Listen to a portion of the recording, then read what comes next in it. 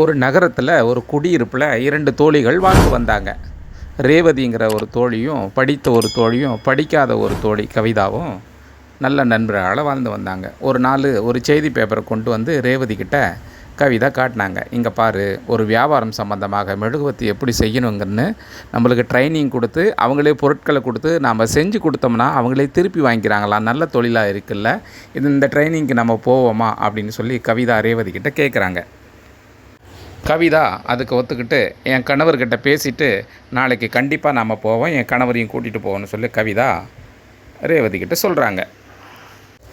அடுத்த நாள் காலையில் அந்த ட்ரைனிங் கொடுப்பாங்க இல்லையா, பயிற்சியாளர் கொடுக்குற இடத்துக்கு கவிதா தன்னுடைய கணவர் மற்றும் ரேவதி 3 பேரும் போகிறாங்க. அந்த ட்ரைனிங் சம்மந்தமாக எல்லாமே பார்க்குறாங்க, கற்றுக்குறாங்க ஃபீஸ் கொடுத்து. அப்புறம் அவங்கெல்லாம் கற்றுக்கிட்டுக்கப்புறம் எப்படி நம்ம அதை தயாரிக்கணும், எப்படி விற்பனை செய்யணும் அப்படின்னு எல்லாமே அந்த கம்பெனியில் சொல்லிக் கொடுக்குறாங்க.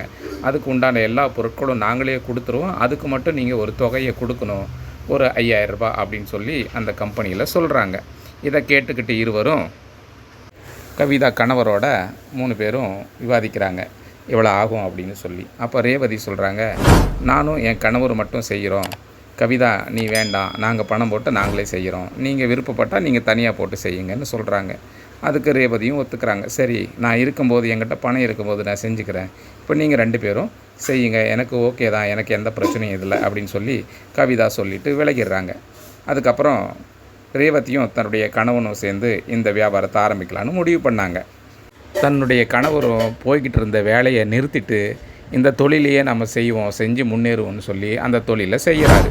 செஞ்சு அந்த ப்ரொடக்ஷனை கம்பெனி கொண்டு போகிறாரு. ஆனால் அவங்க 90% ரிஜெக்ட் பண்ணிவிட்டு 1-2 பீஸு மட்டும் வாங்கிக்கிறாங்க. ஆனாலும் இவர் விடாமுயற்சியாக மறுபடியும் அதை தொடங்குறாரு. மறுபடியும் புது புது பொருளாக வாங்கி புது புது டிசைனை செய்கிறாரு. ஆனால் ஒரு 100 பீஸ் கொண்டு போனால் 90 பீஸ் ரிஜெக்ட் ஆகிடுது, 10 பீஸு தான் சக்ஸஸ் ஆகுது. ஆனாலும் தன்னுக்கிட்ட இருந்த மிச்ச பணத்தையும் போட்டு எல்லா ப்ரொடக்ஷனையும் வாங்கி பொருளெல்லாம் வாங்கி அதே மாதிரியே முயற்சி செஞ்சு கொண்டு போய் கொடுக்குறாரு. ஆனால் அங்கே ரிஜெக்ட் மட்டும் பண்ணுறாங்க. வியாபாரம் சரியாக ஆகாதனால வீட்டில் குடும்பத்தில் பல பிரச்சனைகள் வருது. ரொம்ப விவாதிக்கிறாங்க. நீ இந்த தொழிலை விட்டுட்டு நீ வேலைக்கு போ, அப்போ தான் நாம் முன்னேற முடியும், இதை நம்பி இருக்காத, நான் மட்டும் செய்கிறேன் அப்படின்னு மனைவி சொல்கிறாங்க. ஆனால் கணவன் கேட்கவே இல்லை. நான் எதுக்கடி வெளியில் போய் வேலை செய்யணும், இந்த பிஸ்னஸையே நான் டெவலப் பண்ண போகிறேன் அப்படின்னு சொல்லி அவரும் தொடர்ந்து இதை செய்யலான்னு சொல்லி செஞ்சிட்ருக்கும்போது ரொம்ப பண கஷ்டம், மன கஷ்டம் இது எல்லாம் உருவாகுது. வீட்டில் சாப்பாட்டுக்கு பிரச்சனை, வாடகை கொடுக்க முடியல, ரொம்ப டிப்ரெஷனாக கணவனும் மனைவியும் ரொம்ப பிரச்சனையாக இருக்காங்க. கணவனும் இந்த டிப்ரெஷன்லேயே வீட்டில் இருக்கார், வேலைக்கு போக மாட்டார். இதனால் பெரும் குழப்பமாக இருக்குது. குழந்தைங்களுக்கு ஃபீஸ் கட்ட முடியல, வாடகை கட்ட முடியல, இந்த கவலையாகவே அந்த தோழி இருக்கிறாள். இதையெல்லாம் பார்த்த பக்கத்து வீட்டு இன்னொரு தோழி கண்காணிச்சிக்கிட்டே இருக்காங்க. இவங்க வீட்டில் என்ன தான் பிரச்சனை, ஏன் இப்படி தினமும் சண்டை போடுறாங்க. அப்புறம் ரேவதி வேறு வெளியே உட்காந்து ரொம்ப டிப்ரெஷனில் உட்காந்துட்ருக்கா, ஒரே கவலையாகவும் இருக்கா. நம்மக்கிட்ட சொன்னால் தானே பேச முடியும், சரி நாமளே போய் பேசுவோம் அப்படின்னு சொல்லி அந்த தோழி ரேவதி கிட்ட பேச வர்றாங்க. என்ன தான் ரேவதி உங்களுக்குள்ள பிரச்சனை, தினமும் சண்டையாக இருக்குது, என்ன பிரச்சனை, என்கிட்ட கொஞ்சம் நீ பகிர்ந்துக்கிறியா அப்படின்னு கேட்குறாங்க. மனசு விட்டு தோழியிடம் சொல்கிறாங்க, இப்படி நடந்த எல்லா பிரச்சனையும் சொல்கிறாங்க. சரி, இனி உங்கள் கணவரை நம்பி பிரயோஜனம் இல்லை, ஏன்னா அவர் ரொம்ப டிப்ரெஷனில் இருக்கார், நீங்கள் தான் இந்த பொறுப்பை ஏற்றுக்கணும். உங்களுக்கு படிக்க தெரியுமா, நான் ஒரு வேலையில் சேர்த்து விடுறேன்னு சொல்லி கேட்குறாங்க. இல்லை எனக்கு படிக்க தெரியாதுன்னு சொல்ல உடனே, சரி ஒரு கடைங்களுக்கு வேலைக்கு போகிறீங்களான்னு கேட்கும்போது எனக்கு எழுத படிக்கவே தெரியாது, எப்படி எனக்கு கடையில் எனக்கு பேச தெரியும்னு சொல்கிறாங்க. சரி ஒரு வீட்டு வேலையாவது நீங்கள் போங்க, வீட்டு வேலைக்கு போனீங்கன்னா அதில் வர வருமானத்தை வச்சு நீங்கள் குடும்பத்தை சமாளிக்கலாம், இதையே கவலையாக இருந்தீங்கன்னா நீங்கள் ரொம்ப இழந்து போவீங்க. பல புத்திமதிகளை சொல்லி அந்த பெண்ணுக்கு ரொம்ப உற்சாகத்தையும் ஒரு தன்னம்பிக்கையும் ஊட்டி அந்த தோழியை ரொம்ப உற்சாகப்படுத்துகிறாங்க இந்த தோழி.